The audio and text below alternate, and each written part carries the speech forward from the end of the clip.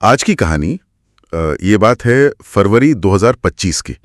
दिल्ली में intelligence bureau मतलब IB के एक अफसर की नजर ना एक अजीब सी डिजिटल हरकत पर पड़ी। हाँ? एक टेलीग्राम चैनल, नाम था रूहे इस्लाम 1453। रूहे इस्लाम 1453। हाँ, शुरू हुआ लगता था तुर्की से, रास्ता नॉर्थ कोरिया से दिखाया गया, लेकिन इस्तेमाल वो हो रहा था भारत में। अच्छा। उत्तर प्रदेश में। और अजीब बात ये थी, मतलब चैनल पर सीधे तौर पर कोई ऐसी नफरत वाली बात या आतंकवाद से जुड़ा कंटेंट वो नहीं था।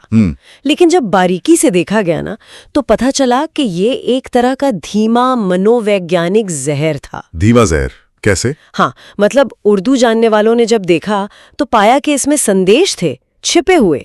आप भारत के नहीं, खलीफा के हैं, या फिर आपकी जमीन कैलिफेट है। ओह। और साथ में यरूशलेम की अल अक्सा मस्जिद की तस्वीरें, फिलिस्तीन के झंडे और तुर्की के नेता अर्दोगान की तस्वीरें और उनके संदेश, वो सब भी था। लेकिन ये नॉर्थ कोरिया वाला एंगल, वहां से रूटिंग, इसका मतलब तो साफ है कि असली सोर्स कोई और देश था। जो भी था अपनी पहचान छुपा रहा था। बिल्कुल। पर आईबी अफसर के लिए मुद्दा ये था कि भाई सोर्स कहीं का भी हो, इस्तेमाल तो भारत में हो रहा है ना? सही बात है। पता लगाना था कि कौन इसे देख रहा है और कहां देख रहा है। हाँ, तो कुछ हफ्तों की निगरानी हुई।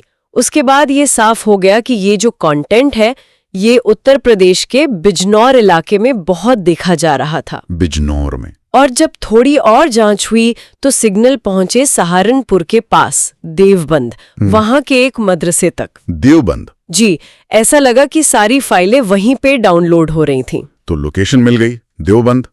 पर अब मदरसे के अंदर क्या चल रहा है ये कैसे पता चलता?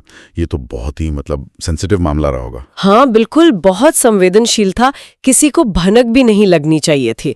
तो आईबी ने क्या किया, सहारनपुर में उनका पहले से एक एसेट था। एसेट? हाँ, मतलब संपर्क।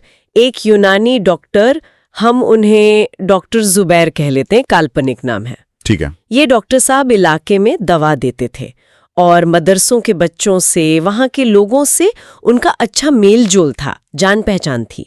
तो इनको इस्तेमाल किया गया। पर मदरसे में एंट्री कैसे मिली? यहीं पर एक दिलचस्प तरकीब लगाई गई। क्या? डॉक्टर साहब का एक कच्चा घर था दवाखाने के ऊपर, उसे गिरा दिया गया। क्या मतलब, सच में? हाँ, मतलब ऐसा दिखाया गया।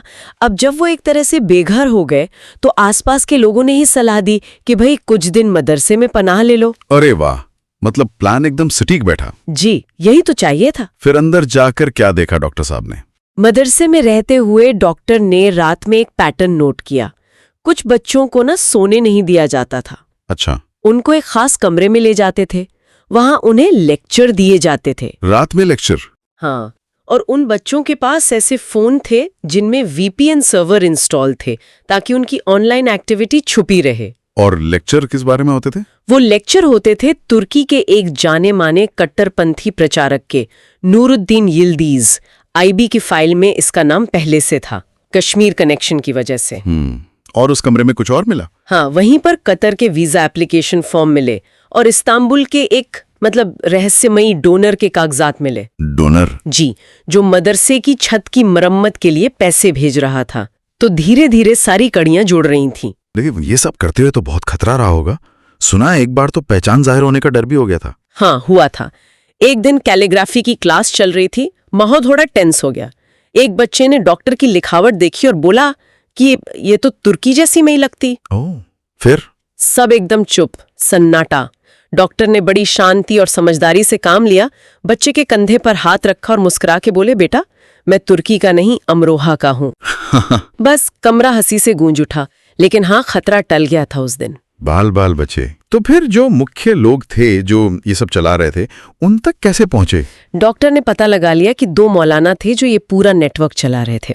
2 मौलाना? हाँ। अच्छा। तो उन्हें पकड़ने के लिए एक जाल बिछाया गया। दिल्ली में जामा मस्जिद की तरफ से एक फर्जी निमंत्रण भेजा गया, अल्पसंख्यक शिक्षा सम्मेलन के नाम पर। फर्जी? जी, और जगह बताई गई रोहिणी का एक होटल। और वो लोग आ गए? जैसे ही दोनों मौलाना रोहिणी के उस होटल पहुंचे, जो असल में आईबी का सेफ हाउस था, उन्होंने अपने आईडी कार्ड जमा किए और बस उन्हें वहीं हिरासत में ले लिया गया। वहीं पर? हाँ, कहते हैं कि वो उस होटल से फिर कभी बाहर नहीं दिखे। जो भी पूछताछ या कार्रवाई होनी थी वहीं अंदर हुई। और उसी समय देवबंद वाले मदरसे का क्या हुआ, उसका क्या बना? लगभग उसी दौरान देवबंद में मदरसे को नोटिस मिलने शुरू हो गए। पहले पंचायत से आया कि भाई जमीन वक्फ की नहीं है, सरकारी है। अच्छा। फिर नोटिस आया कि बिल्डिंग का निर्माण अवैध है बिना इजाजत के। फिर यूपी अल्पसंख्यक विभाग से चिट्ठी आ गई कि मदरसा तो रजिस्टर्ड ही नहीं है। एक के बाद एक। बिल्कुल।